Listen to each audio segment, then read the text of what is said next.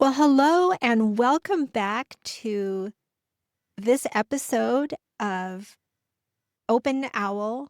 I'm Patti Hinman, founder of Open Owl, and today I have a real treat for you. But before we get started, I'd like to start out first with our lighting of our candle.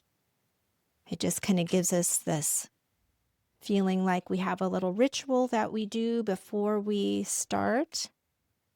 And there it is. It's lit. I'm going to put it right there. My owl for Open Owl, my Open Owl podcast.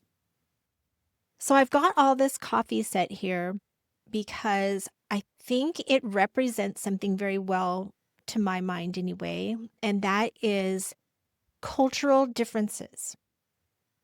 I'll tell you a little story about why I got interested in cultural difference.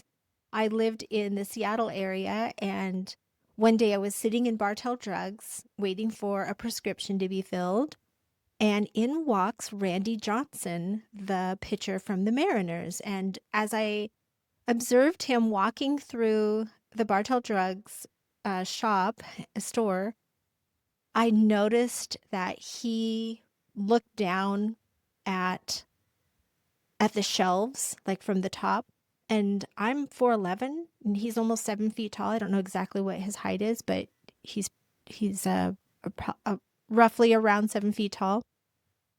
And I'm 4'11". So watching him come in and look down on the areas that I would have to like climb up, like a ladder to get things off the top shelves. To see him ducking through doors where I don't have that problem at all, and just kind of wondering, how we don't share the same world. Our worlds are very, very different. He looks down at everything, and I'm usually looking up, and I can't even imagine what it's like to be him. And maybe he can't imagine what it's like to be me either. So it kind of got me thinking about, how do we even share the same language? The place, what he's grown up, the way that he grew up, and his experiences with the world are very different from my experiences with the world. And I just really began to see that a lot of times miscommunication happens because we don't understand the other person's world. We don't understand even maybe what they're saying, because our language, what we think of when we're saying words might be very different from what they think of when they're saying words. And that's why I'm using kind of the metaphor of coffee. Now, for people that don't like coffee, I'm sure you know something about coffee just from being, in our current culture.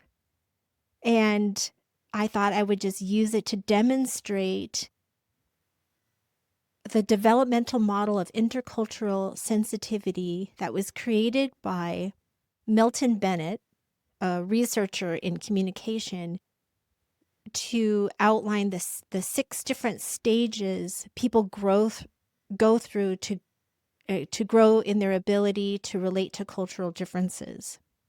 And I was going to use coffee as my example. So I've got here some varieties of coffee. I've got Keurig cup. I have my pour over right here.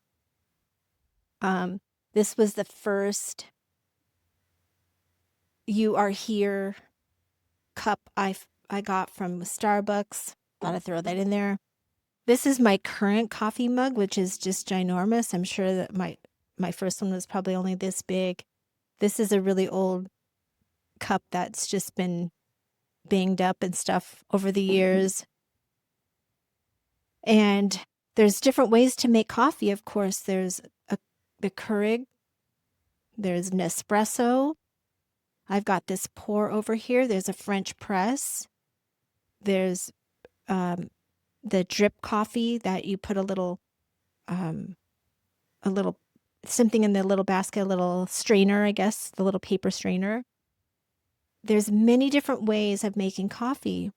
And in fact, also, if you go to Italy and order a latte, they will give you steamed milk because latte actually means milk, and and so that's what they give you. So you actually have to ask for a latte.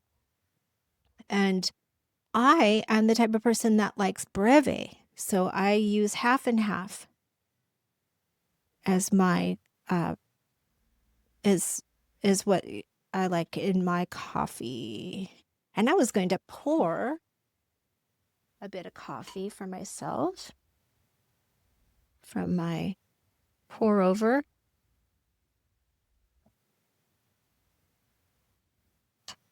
And sip on my coffee as I describe the developmental model, otherwise known as DMIS. I'm going to move a few of these things over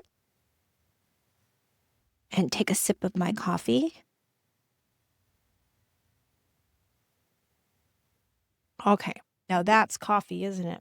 So I did my little coffee demonstration just to show you, and now I'm going to hop into the presentation. I told you a little bit about Randy Johnson and what got my brain thinking about cultural differences, I guess you could call them.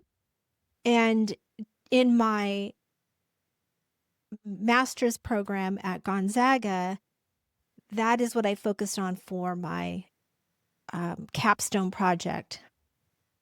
And I did a lot of research about intercultural communication, and I came across a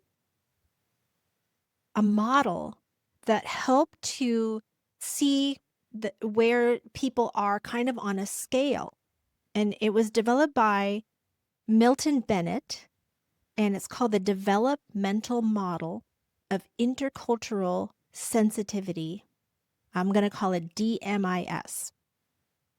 And it outlines 6 stages of how people grow in their ability to relate to cultural differences. So to keep it grounded, I'm using the metaphor of coffee. So I'm going to go through the 6 stages of intercultural sensitivity, and then I'll kind of dig a little bit deeper into each one. So the first one is denial. And denial is, if you want to relate it back to coffee, there's only one kind of coffee, and everything else just isn't even coffee. Don't even tell me about it. I only drink it one certain way. In defense, a person would say, my way is the only right way to make coffee. Somebody who minimizes differences would say, we all like coffee. What's the difference? People that are getting more into the acceptance part of intercultural sensitivity say, there are many valid ways to enjoy coffee. And then as somebody becomes somebody adapts to the idea that there are different coffees, they might say something like, I can adjust my preferences to yours. I might want to try the kind of coffee you like to drink.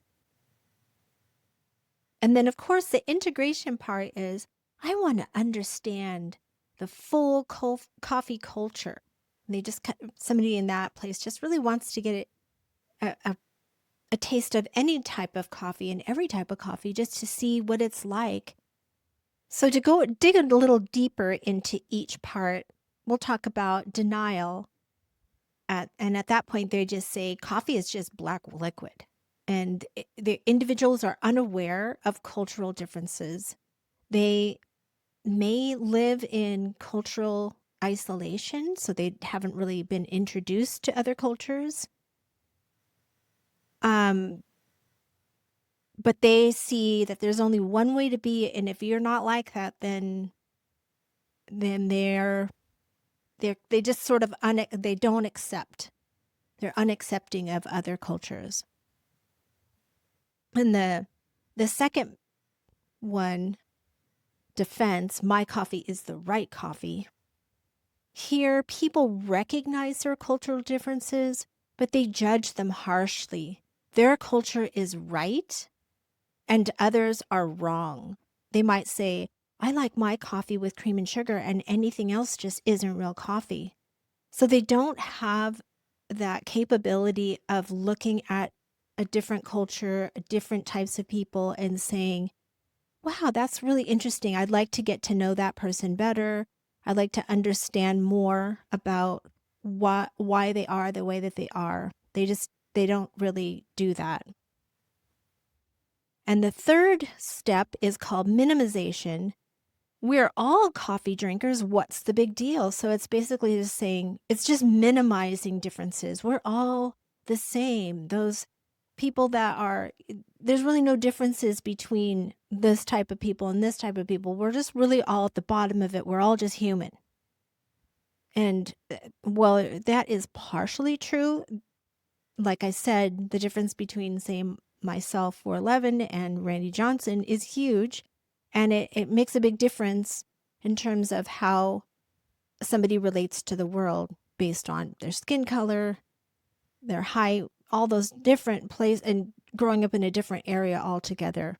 We know that you can't really minimize that, but some people do.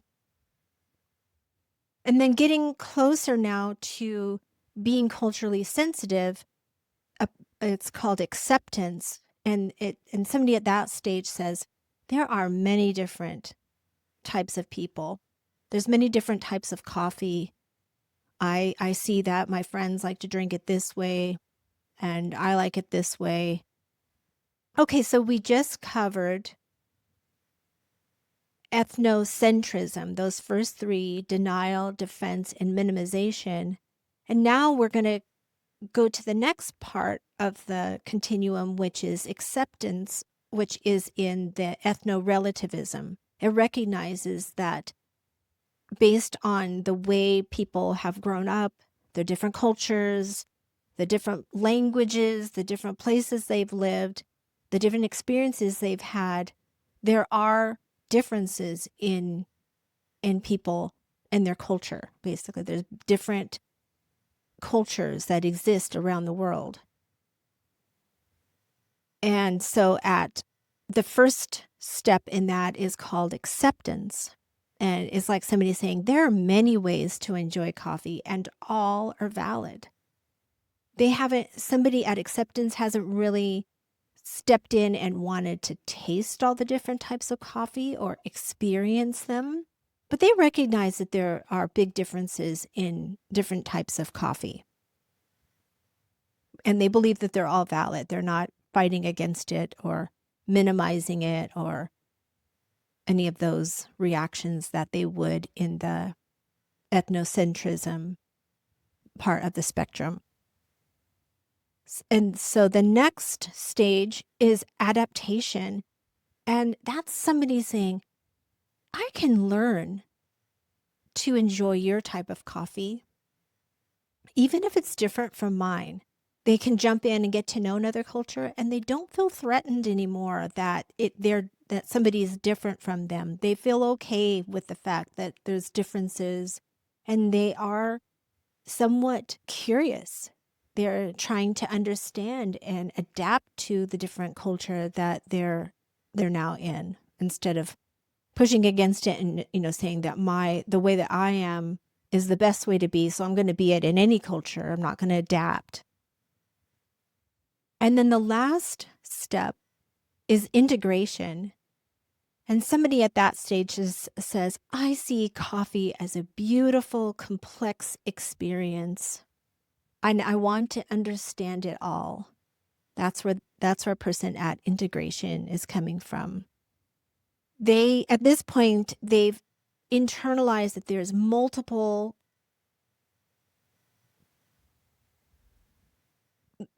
cultures and perspectives, and they enjoy getting to see them and know them and think about them. And they have empathy towards other people and even begin to adapt themselves into the culture because they enjoy doing that. It's not because of they think it's better or worse. It's just they enjoy adapting themselves to somebody else's culture. Okay, so why does any of this even matter? Why does it matter that somebody try to understand other people's perspectives, other people's cultures? Why does that even matter? Well, it helps us recognize, first of all, the developmental model helps us recognize where we currently are and where others currently might be in the journey toward intercultural competence. So I'm going to challenge you here. The next time you reach for your favorite coffee, take a moment and reflect. How do I respond to cultural difference? Am I stuck in my own brew, or am I open to tasting the richness of others?